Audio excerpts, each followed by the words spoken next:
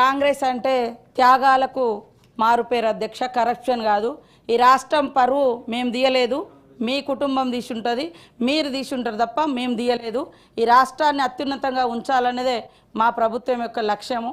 ఇవాళ Kaleshwaram ambition corruption కావచ్చు, తరతరాలుగా వాళ్ళ కుటుంబాలకు పదవులు కావచ్చు, వాళ్ళ అధికారంలో ఉండాలనే ఉద్దేశం తప్ప మాకు అలాంటిది లేదు. అలాంటి ఏవైతే ఎలిగేషన్స్ పెట్టిరో అవి కవిత గారు వెనుకకు తీసుకోవాలని కోరుతా ఉన్నా సార్. మహిళల గురించి గొప్పగా చెప్తా ఉన్నారు.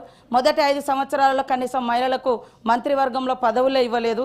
అభయాస్తం కష్టపడి మహిళలు 500 జమ చేసుకున్న 1800 కోట్లు కూడా మీ ప్రభుత్వం వచ్చినాక అవి మొత్తం వాడుకొని వాళ్ళను ఎగ్గొట్టినటువంటి పరిస్థితి. పావుల వడ్డీ కూడా మీరు ఇవ్వలేదు, ఎగ్గొట్టిపోయారు. ఈరోజు మేము చేస్తూ ఉంటే ఏం చేయడం లేదు, ఏం చేయలేదని మాట్లాడుతున్నారు. అదేవిధంగా ఇరిగేషన్కు తగ్గించారు అంటున్నారు. నీళ్లు మొత్తం మీరున్నప్పుడే కాలువలై పారుతున్నాయని అన్నారు. ఇంకా ఇరిగేషన్ ఎక్కడ మొత్తం మీరు కట్టినాం, మేము కాలువలలో నీళ్ళు ఇచ్చినాం, ఇప్పుడు కన్నీళ్ళు గారుస్తున్నారు అనడం ఎంతవరకు తప్పు, ఎంతవరకు కరెక్టు?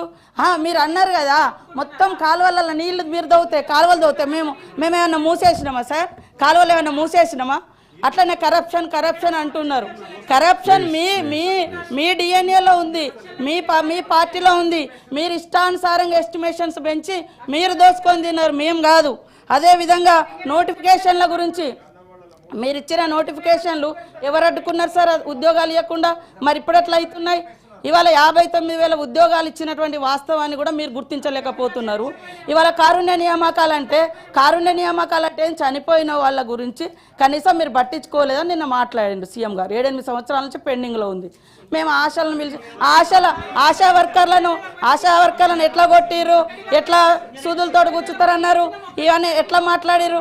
కాబట్టి అవును మీరు అన్నీ చేస్తే మరి మిమ్మల్ని అందరు అక్కడ ఎందుకు కూర్చోబెట్టిరు? ఇవాళ 1% తోటే అంటున్నారు. మీరు అధికారంలోకి వచ్చినప్పుడు 63 సీట్లు వచ్చినాయి. మీరు అధికారంలోకి వచ్చేటప్పుడు 63 సీట్లతో వచ్చారు. ఇప్పుడు మేము 65 సీట్లతో ఉన్నాం. ఇంకా మీరు వస్తేనేమో గొప్పగా అధికారంలోకి వచ్చినట్టు, మేము వస్తేనేమో తక్కువతో అధికారంలోకి వచ్చినట్టు ఎట్లయితే సార్? అధికారం అనేది అధికారమే. సీట్లు ఇచ్చిర్రు అదే అంటున్న వాళ్ళు ఎంతసేపు మేము గొప్పోళ్ళం. అరే 10 ఏళ్ళల్లో మీరు 10 ఏళ్ళల్లో ఎన్ని ఇళ్ళు ఇచ్చిర్రు? మీరు ఫస్ట్ సారి 10 ఏళ్ళలో వచ్చినప్పుడు 10 ఏళ్ళల్లో అరే మేము ఇయ్యలే.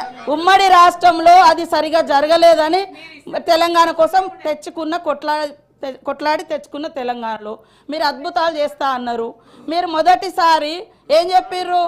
ఇల్లు సింగిల్ బెడ్రూమ్లు, చిన్న ఇల్లు ఎక్కడ పడుకుంటారు అది అని చెప్పారు. మీరు వచ్చిన తర్వాత ఇల్లే ఇయ్యలే.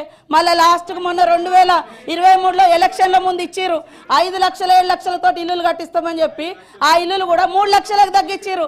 3 లక్షల ఇల్లులు కూడా 3 అంతస్తులోనికి ఇస్తే అందుకనే మిమ్మల్ని ఇళ్ళలో పంపించారు.